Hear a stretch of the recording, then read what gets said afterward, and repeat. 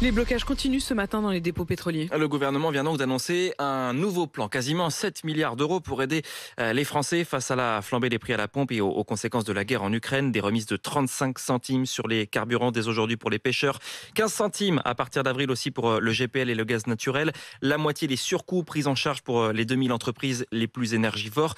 Mais ces annonces ne suffisent pas. Ce matin, les blocages continuent à Lorient, au dépôt pétrolier de Lorient où vous êtes pour RMC, Jules Housseau.